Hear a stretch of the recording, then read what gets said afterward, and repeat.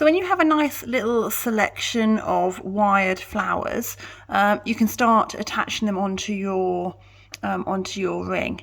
Now, it's sort of up to you really whether you want to make sure you've got enough by laying them out in the design that you'd like to have them on your crown before you start taping them together, or whether you would like to just sort of make a little selection and then maybe have to make some more in a little while. Now, I'm quite impatient, so I prefer to make a few, do a section, and then work out if I need any more. Sorry, that's Brenda, my cat, in the background you can hear, so just ignore her. So what I'm going to do is show you how to start taping these down. So what you do, you take them one at a time. Now, you probably don't need all of that wire, so maybe just cut it down so that you haven't got too much to be working with. And then with your floristry tape, hold the wire to the hold the flower to the outside of the crown, and just tape. Hold it down with your thumb, and then just tape around and around a couple of times so that it's sort of quite secure. Now, you don't need to go right down to the end of the stem, because you will be able to add a little bit more later on in terms of the tape, but so you've got it nicely attached like that. Take another flower and just layer it on the top. Now, if you want a really chunky crown, then you need to do several layers of flowers each time. So what you can do is, so you can see I've got one there. If you wanted it nice and chunky, you could have another one here, you could have another one here. You'll see, making it sort of really quite fat and chunky. If you wanted it nice and dainty and delicate, you could just do, for example, 1, 1, 1 as you go round, so that you've got a really delicate and dainty crown. And again, just tape that in place. I probably wouldn't take more than 2 at a time, just so that you know they're secure, but you just tape that in place as you go round. Now, you keep going round and round with that. So keep adding things into your crown as you go round. So you can just keep taping. Now, you can just, by wrapping that around, and then maybe we'll go for a purple one and a foliagey bit. It doesn't matter on what the design. No, I don't like that bit actually. It doesn't matter on the design that you choose, but just keep wrapping around and around so that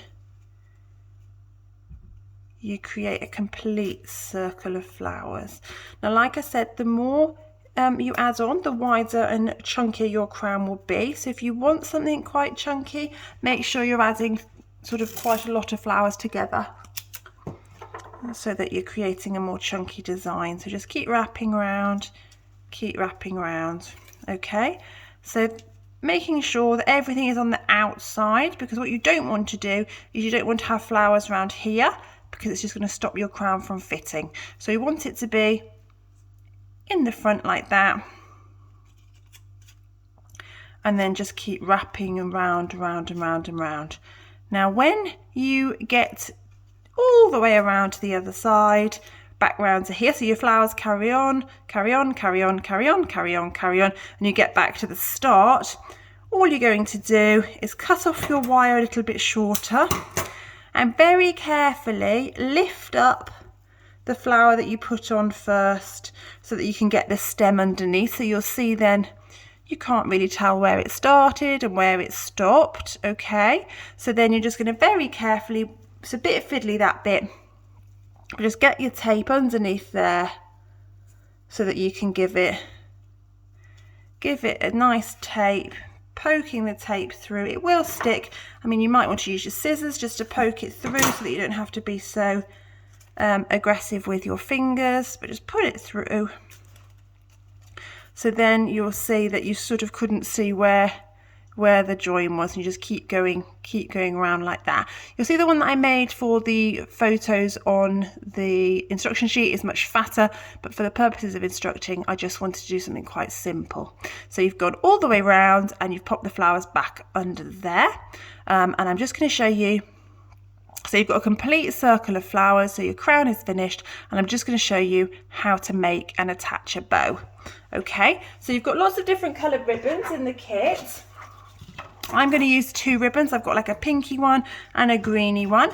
You've got all different colours, so use whatever you want. And I want to have sort of traily bits so that I can make a traily bow that goes down the back of my head. So I'm going to use 2 colours together, and I'm going to pull a bit so it's the length that I want the trail to be, and then I'm going to pinch it tight here. Then what I'm going to do to make a bow, I'm going to go form a loop, and I'm going to pinch it again in the centre, and form a loop and pinch it again in the centre. Now that would be just sort of a regular bow with 2 loops, but I'm going to do it a little bit fuller than that. So I'm going to do another loop and another loop, and again I'm going to pinch it, keep it tightly pinched in the centre, and then going to cut the ribbon off so that again I've got the nice trails. And then with one of the bits of ribbon I'm going to tie it where my fingers are holding the bow in the middle. So you'll see then that you've made, if I just tie that, you'll see that you've made a nice bow. Tie that knot, and you've got a nice bow which you can tie onto the back of your on the back of your crown. And all you would do with that is just very carefully take one of the pieces of ribbon from the middle of the bow and just poke it through underneath the flowers. Pull it so that it's up in place, and then using the other piece of ribbon from the middle of the knot, easier said than done, I can't find that piece. The other piece of ribbon from the middle of the knot, just tie that on. Oh, don't get any flowers caught underneath.